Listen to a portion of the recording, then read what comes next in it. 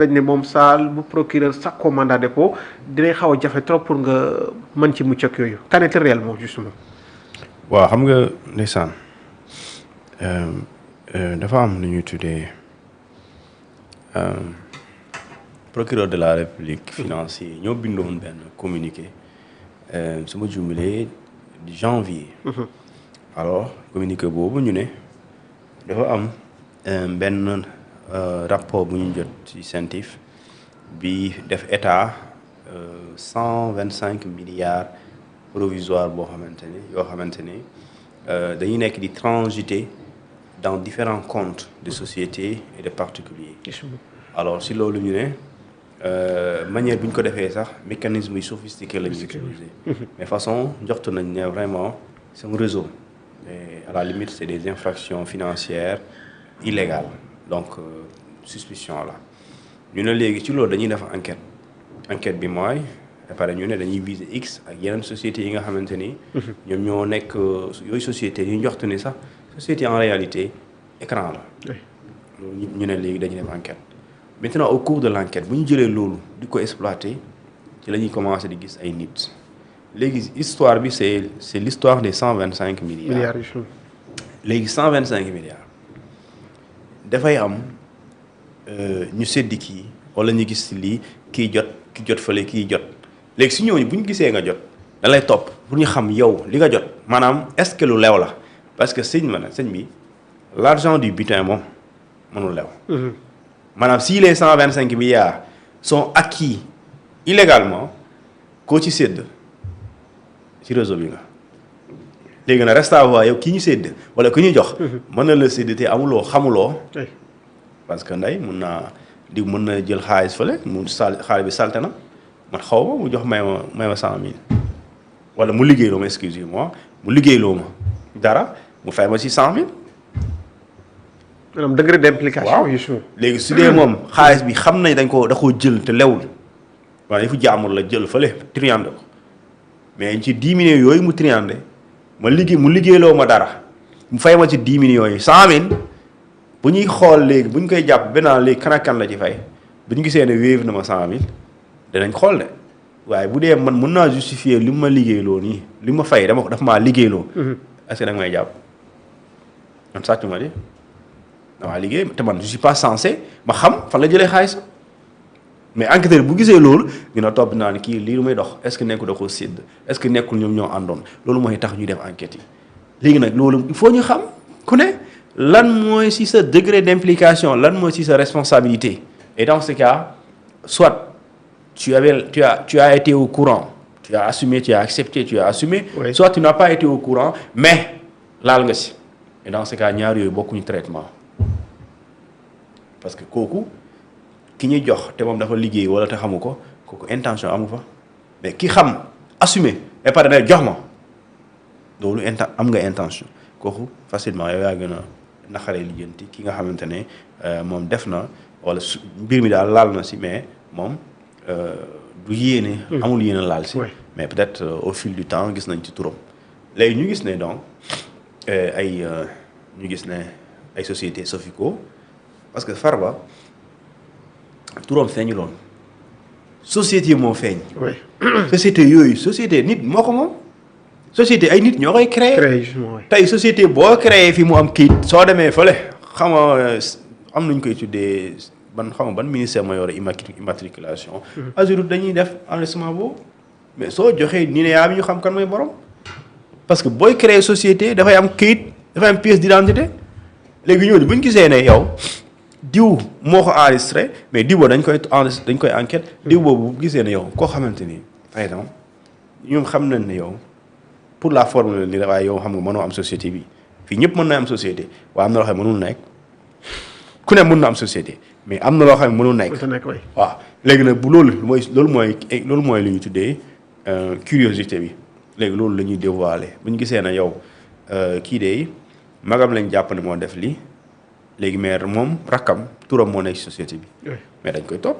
enquête ko xool est-ce que du magam bii moom bu boo rakk ji loolu la ñuy xool léegi li si c'est établi mais après loolu mooy écran ça c'est un prête-nom en réalité su boobaa léegi loolu lu cuut moo koy déterminer loolu enquêteur moo koy déterminer léegi bu ñu gisee ne effectivement bu ñu écraser ces milliards ñu gis nañ fii kii dugg na fii lii dugg na fii lii dugg na fële mais dañ koy topp léegi bu ñu ko toppee yow bu dee yow gis nañ am na lu dem ci yow li ñuy tuddee association de malfaiteurs boobu moom da nga ciy bokk. léegi reste à voir yow nooy défendre ba génnee sa bopp te ci association de malfaiteurs parce que association de malfaiteurs day fekk moom entente mooy déggoo loolu condition la s'il y a pas une entente mënoo ma boole ak association de malfaiteurs mooy lu ñu déggoo lu commencé ñaar ba ci kaw quelle que soit la durée de l'association. même bu dee da ngeen déggoo léegi une minute def seen affaire wala ngeen bëggoon def seen affaire association de malfaiteurs même bu dee 1 an la durée association de malfaiteurs la léegi nag il faut mu am déggoo parce que dañ naan une toute entente s'il y a pas déggoo mënuñ la boole ci association de malfaiteurs bu dee yow bu ñuy def yow fekke woo bu dee yow da ngaa def ba pare danoo def seen affaire ñu génnee xaalis ñu fayeeku ñu liggéey loolu fay la 10 millions ci biir association de malfaiteurs boobu mën nañ jàpp ne xaalis boobu lewul de mais on ne peut pas te poursuivre pour association de malfaiteurs parce que toi tu n'as pas été à la base ci entente bi déggoo bi et loolu après da nga ko yaa koy def maintenant bu ñu la toppee dañ la ne en matière de détournement de deniers publics bu ñu la visé yow mi ñu topp su dee da ngaa ne ci réew mi mandat de dépôt bi dafa obligatoire bu fekkente ni cautionné woo remboursé woo wala contesté woo sérieusement léegi nag si tu rembourses l'intégralité du montant mën nga échapper à la prison si tu cautionnes l'intégralité du montant mën nga mucc kaso mais soo ko deful lenn moo la ci génnee nga contesté sérieusement weddi dëggantaan lii du yow weddi boo xam la weddi rek du man point déedéet indi kayit yu wane la dëggantaan du yow. su boobaa Farba ak Tahirou ñoom dañoo cautionné gars yi bañ. léegi loolu il faut loolu ma lay expliquer 2013 dafa am benn arrêt chambre d'accusation numéro 45 du 13 mars 2013. oui. Le juge delloo tontu ci benn waaye boo xamante ne dafa tegoon caution ci table bi pour ñu may ko liberté provisoire xaalis bu bëri juge bi bañ ne. du ma ko may liberté provisoire ñu ne lan lu tax mu ne parce que 2 points mu ne y a un risque élevé de fuite yaa ngi dégg. beneen bi mooy mu ne y a un risque de pression sur les témoins. mu bañ ko kon xam nga du xaalis moo tax mu refusé lu tax nee na mu daw risque yi dafa élevé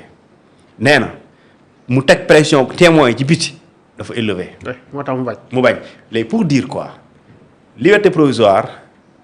du forcément caution moo koy amal nit mën na am liberté te cautionné 100 francs am na. kon là le cautionnement ou la caution c'est juste une garantie financière. Mais ce n'est pas un droit automatique à la liberté provisoire.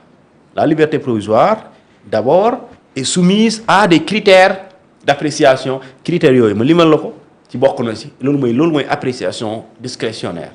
critères yi bokk na ci mën na la ko bañal donte nga indi caution ñu xool selon la gravité des faits. D'accord ñu bañal la ko selon la peine encourue par la personne inculpée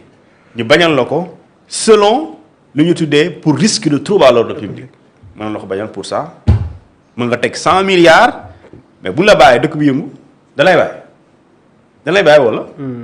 parce que avant tout l'intérêt de l'État on va les préserver mais aussi dans l'intérêt de l'État il y a ce qu'on appelle l'ordre public da ngay libérer koo xam ne boo ko bàyyee dëkk bi yëngu responsabilité justice la di kon bu dee da ngay trouver ordre public doo génn. pour des raisons de sécurité mën na la téye ci kaso bi tegal 100 milliards ci table bi doo génn mën na la teree aussi am liberté provisoire si tey ki ñu inculpé bu génnee continuer à perpétrer l'infraction commise d'accord bu comprendre l'infraction bu jàppale moom la def mu continuer di ko defaat ci biti bu leen leeree wala ñuy joxtu ne dafay defaat wala dafay nekk di continuer di ko def lu la bàyyi. ok léegi nag au nom de tout ça ces éléments là c'est des éléments d'appréciation qui n'ont rien à voir avec lu ñu tuddee la caution qui n'est qu'une simple garantie financière et non un droit automatique à la liberté. ok kon ci ñu naan rapport scientifique moom bu procureur sàkkoo rek c'est éminent que le juge d'instruction mu topp ko ci ay càkkutéefam loolu peut-être mën nañ ko mettre en cause beneen bi aussi mooy le cas de Wally il a été cité dans cette affaire ñu bëri jàpp ne caution sax mënu ko ci génnee kon peut-être Wally bu fekkee li ñu koy def il a peut-être contesté rigoureusement wala aussi mu teg caution il pourra s'en sortir quand même. mais lu tax ñu ne caution mënu ko si génne. ah waaw parce que dañuy gisoon ne rapport scientifique apparemment ñu procureur waxo yëpp nañu def mandat de dépôt ça a été exécuté par. non c'est que xam nga le rapport scientifique loi aussi dafa am. oui dafa da ngay am dégg-dégg rapport scientifique aussi du kii code de procédure pénale moom wax loolu. dafa ne article 140 dafa ne nit yi nga xam ne dañuy toppee mbirum détournement de deniers publics. escroquerie ak lan ñu tuddee soustraction de biens publics. nga mun ko xoolee ci article 152 ba 155.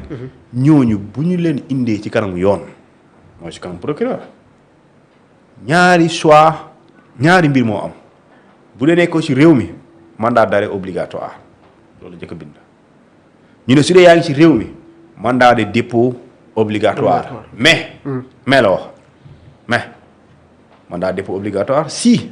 condition la kon boo remplir les mêmes benn condition kay. am nga possibilité mën nga remplir même condition sax mais ñu yóbbu ci kaso bi.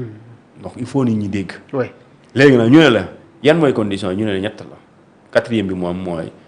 bu dee da nga feebar boo xamante ne. médecin bi moo wane ne vraiment yow sa wér-gu-yaram. àndul ak tëju kaso. dans ce cas ñu ne même ñetti yee bu amul mën nga am liberté ñett yooyu lan la ñu ne li lay toppee bu dee mat na 1 million mandat de dépôt il est obligatoire si. remboursé woo montant boobu ñu toppee lépp wala cautionné woo montant bu ñu lay toppee lépp. wala nga indi firnde weddi bu dëggu bu sérieuse bu wane ne vraiment mën nañ ci téye loxo dans ce cas de juge d'instruction bi yoon nee na ko waaye ji mën nga koy lay liberté provisoire mais am na fooy toll ñu ne la donte lii am na waaye da ngay am nga élément yeneen bu la leeree ne waaye soo ko bàyyee. nit yaa ngi ci biti te ñoo jàpp nga ne ay complice lañ te gisoo gu la yaa ngi leen di wër. te boo ko bàyyee mu dem am ak ñoom li ñu tuddee mu teg leen pression. mais juge bi du ko bàyyi. du ko bàyyi sëñ bi. léegi su boobaa da ngay indi B comparé ko ak C mais du bokk. di am rek mooy ñaari ñëpp dañ leen topp mais pour même fait mais est-ce que élément yi juge bi am yow da nga ko am. comme su ko nëbb waaw dañuy daw dañuy déwaale rek mais yor ko si de. voilà en tout cas mu ngi noonu donc moom Racine fu ñu toll nii mucc na ci kaso ginnaaw bi mu joxee 797